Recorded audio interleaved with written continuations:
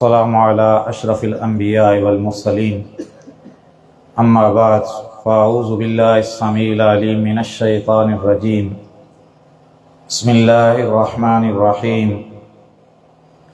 इन्ना अर्सलनाका शाहिदन व मुबश्शिरन व नज़ीरा लितुमिनू बिल्लाहि व रसूलिही व तुअज़्ज़िरूहु व तुवक्किरूहु व तुसब्बिहूहु बुक्रतन व असीला। मुख्तसर हम्द व सलात के बाद मोहतरम सामीन, अल्लाह तबारक व तआला असां ते एक अज़ीम एहसान कयो आहे जो कायनात जो इमाम बिन जहानम जो सरदार जनाब मुहम्मदुर रसूलुल्लाह सल्लल्लाहु अलैहि वसल्लम जिन ज़ात अक़दस के असां जी तरफ़ रसूल बनाए करे मबूस फरमायो। असां ते जहिड़े तरीक़े सां इहो वाजिबु आहे त अल्लाह जे नबी ते ईमान आणियो, अहिड़े तरीक़े सां इहो वाजिबु आहे त अल्लाह जे रसूल सल्लल्लाहु अलैहि वसल्लम सां मुहबत करियूं। अल्लामा इब्न उसैमीन रहमहुल्लाह अरब जो वॾो मुफ़्ती आहे, जंहिंजी फ़तवा आहे त अल्लाह जे रसूल सल्लल्लाहु अलैहि वसल्लम सां मुहबत ईमान जो हिकु जुज़ आहे। जंहिं शख़्स खे अल्लाह जे रसूल सां मुहबत ज़्यादा आहे उनजो ईमान कवी आहे। जंहिंखे अल्लाह जे रसूल सां मुहबत घटि आहे उनजो ईमान कमज़ोर आहे। जंहिंखे अल्लाह जे रसूल सां मुहबत न आहे उनजो ईमान सां को ताल्लुक़ न आहे। त नबी अकरम सल्लल्लाहु अलैहि वसल्लम जिन सां मुहबत ईमान जो हिकु हिस्सो आहे। पाण जो फरमान आहे सलासुन मन कान फीहे वजद हलावतल ईमान।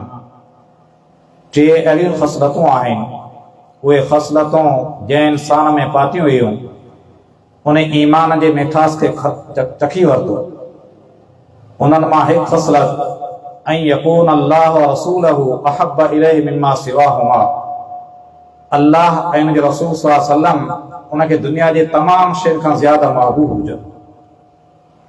पाण फरमाइनि था, सही बुखारी जी हदीस आहे, ला युमिनु अहदुकुम, तव्हां मां को शख्स उन वक़्त ताईं ईमानदार न आहे, कामिल मोमिन चवण जो हक़दार न आहे। अॻियां हदीस जे अंदरि निमाज़ जो ज़िक्र न आहे, रोज़े जो ज़िक्र न आहे, हज जो ज़िक्र न आहे। त निमाज़ जे बग़ैर, हज जे बग़ैर, रोज़े जे बग़ैर ईमान कामिल न आहे। बल्कि अॻियां छा फरमाई, हत्ता अकून अहब्ब इलैहि मिम्मा सिवाहुमा, तां जो आऊं उन्हई खे उनजे वालिदैन खां, उनजे औलाद खां, उनजे अहलो अयाल खां, तमाम शयुनि खां ज़्यादा महबूब न हुजो। अल्लाह जे रसूल सल्लल्लाहु अलैहि वसल्लम उहा पाक बाज़ हस्ती आहिनि जो कायनात की हर शइ पाण सल्लल्लाहु अलैहि वसल्लम सां मोहबत कंदी हुई।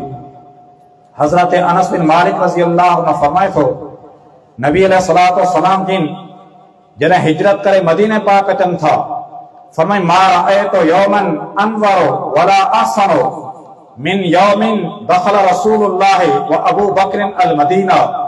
फरमाए उन ॾींहं खां वधीक रोशन ॾींहुं, को ख़ूबसूरत ॾींहुं मूंखे नज़र न आयो जंहिं ॾींहुं अल्लाह जो रसूल सल्लल्लाहु अलैहि वसल्लम ऐं अबू बकर सिद्दीक़ रज़ी अल्लाह अन्हु मदीने पाक में दाख़िल थियनि थियूं। त मदीने जी हर शइ पाण सल्लल्लाहु अलैहि वसल्लम सां मोहबत जो इज़हार करे थी। मोहबत ॿ क़िस्म जी आहे।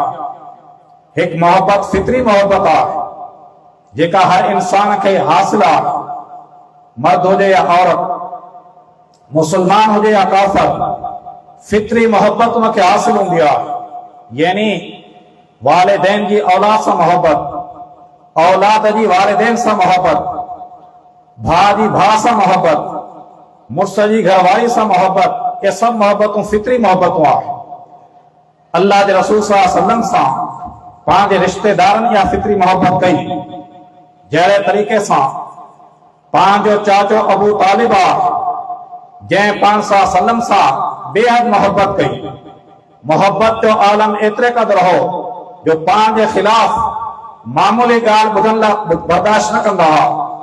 एतिरे क़दुरु जो हिकु मरतबा मक्के जा मुशरिक अचनि था, अबू तालिब खे चवनि था, इन इब्न अखीका कद सब्बा आलिहतना व आब दीनना व सफा अहलामना व ज़ल्लल आबाअना इम्मा अन तक्फ़िअन्ना व इम्मा अन तख़्लिय बैनना व बैना। ऐ अबू तालिब, तव्हांजे भाइटे यानी मोहम्मद मुस्तफ़ा सल्लल्लाहु अलैहि वसल्लम सब्ब आलिहतना असांजे इलाहन के गायो ॾिनो आहे, व आब दीनना असांजे दीन ते ऐब लगायो अथसि, असांजे वरनि खे बेवकूफ़ चयो अथसि, असांजे अबंदारनि खे गुमराह चयो अथसि। इम्मा अन तक्फ़िअन्ना, या तने के रोक या असांजे दरमियान तू निकिरी वई।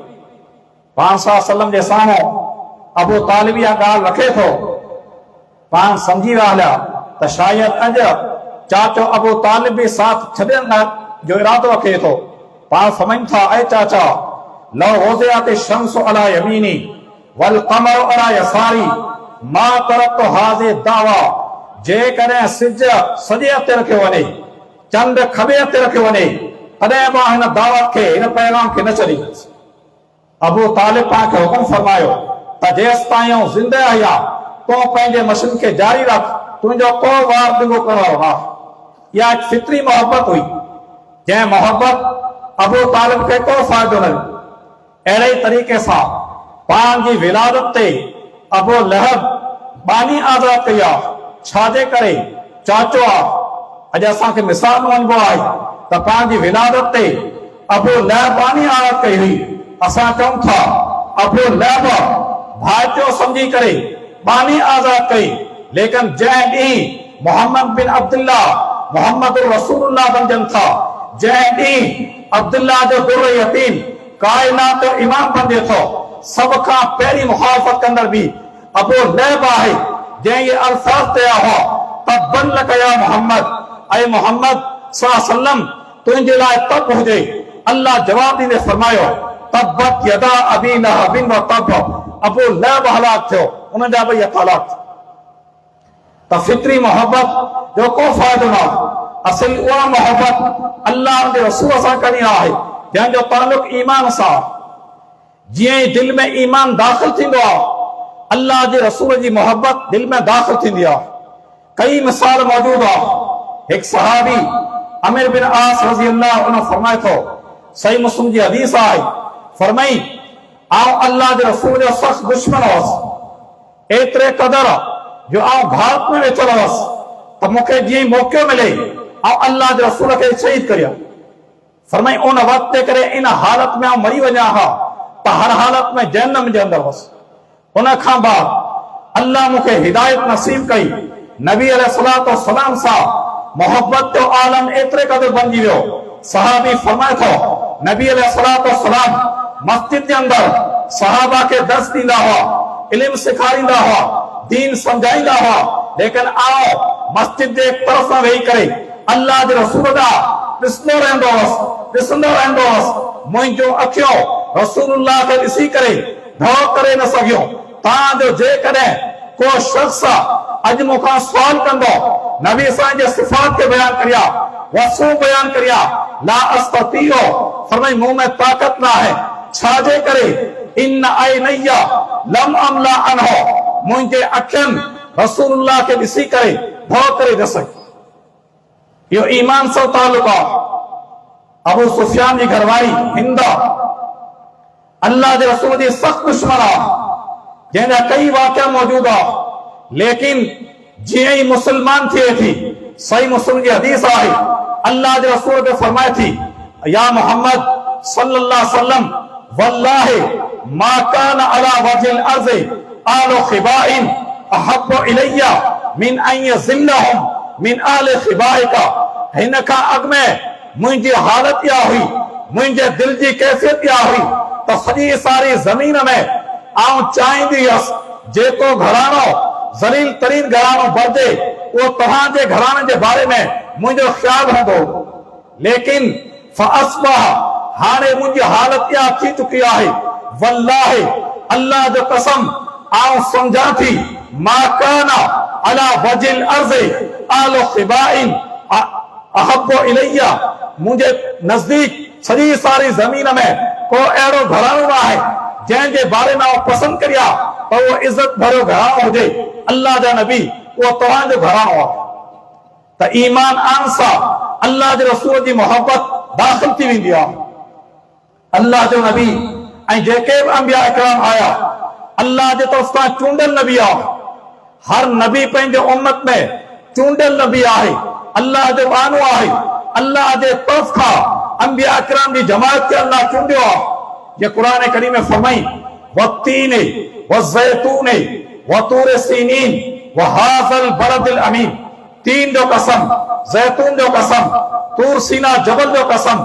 हिन अमन वारे शहर मक्के जो कसम अल्लाह चार कसम खणी करे इंसान जी अजमत बयान कई लक़द ख़लक़नल इंसान फी आसन तक़वीम फरमाए इंसान के असां सुहिणे सूरत में पैदा वरी उन्हनि इंसाननि मंझा 1,24,000 अंबिया अल्लाह ताला चूंडिया वरी उन्हनि 1,24,000 अंबिया ऐं रसूलनि मंझा अल्लाह ताला 5 नबी उलुल अज़म रसूल बनाया वरी उन्हनि 5 मंझा अल्लाह जंहिंखे सभ खां अज़मत अता कई आहे उहो मुहम्मद रसूलुल्लाह सल्लल्लाहु अलैहि वसल्लम जी नाम त पाण अल्लाह जे तरफ़ खां मुंतखिब आहिनि चूंडियल आहिनि तंहिं करे मोहब्बत बि उहा करणी आहे जेको तरीक़ो अल्लाह समझायो आहे या अल्लाह जे रसूल समझायो आहे अल्लाह जे नबी सां मोहब्बत जे अंदर गुलू करूं ना पाण फरमाइनि था ला ततरूनी कमा अतरतिन नसारा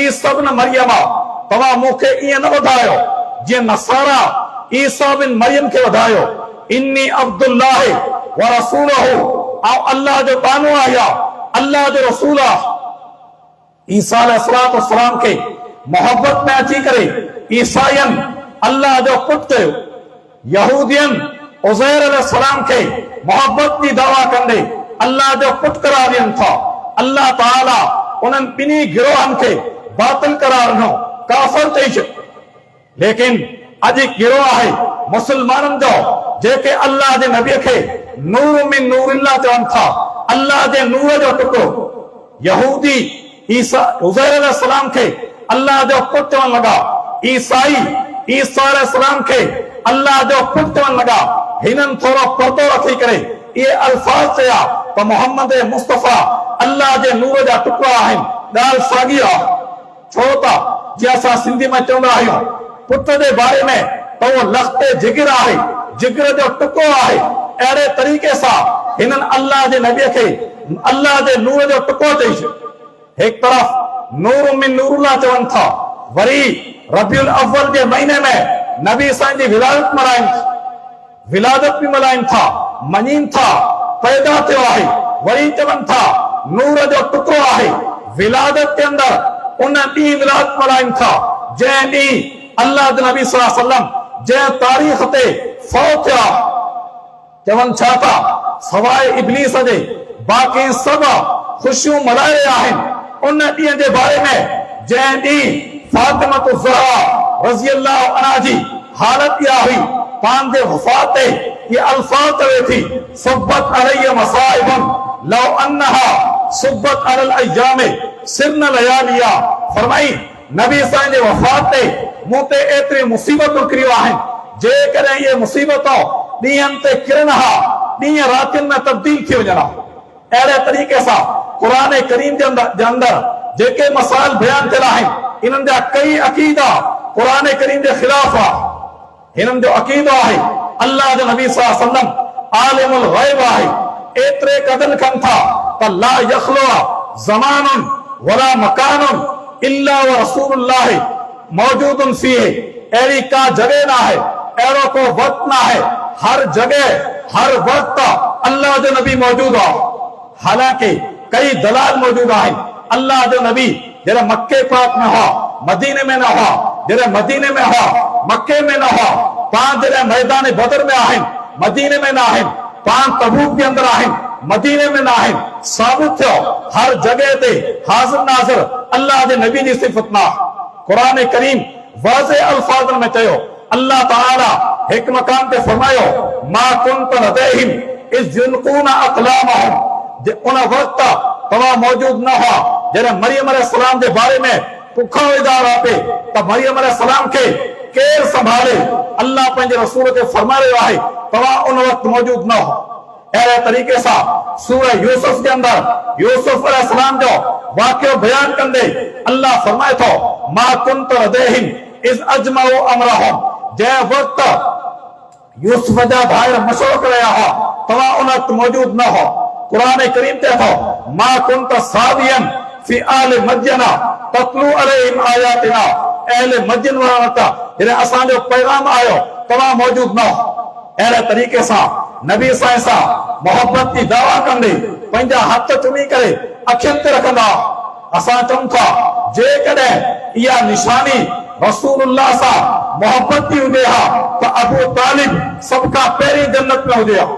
छो त अबू तालिब नबी साईं जी 50 साल ताईं उहा ख़िदमत कई आहे जंहिंजो को मिसाल मिली नथो सघे। हे त पंहिंजा हथ चुमनि था।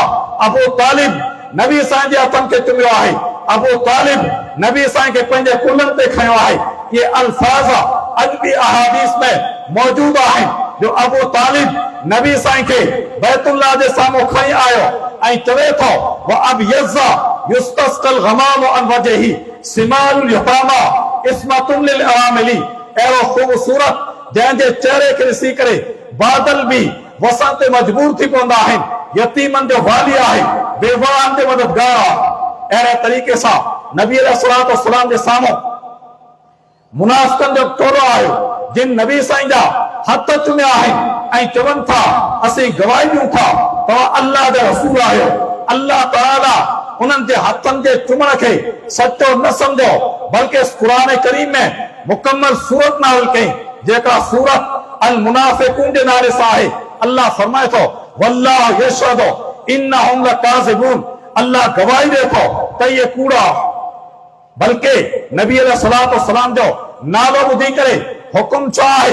हुकुम इहो आहे त मुहम्मद मुस्तफ़ा सल्लल्लाहु अलैहि वसल्लम जो नालो ॿुधो ऐं दुरूद पढ़ो। हे नबी साईं जो नालो ॿुधी करे पंहिंजा हथ चुमंदा आहिनि ऐं पंहिंजे अखियुनि ते रखंदा चवंदा असांखे आहिनि त नबी साईं जे दुरूद जा मुनकर आहिनि।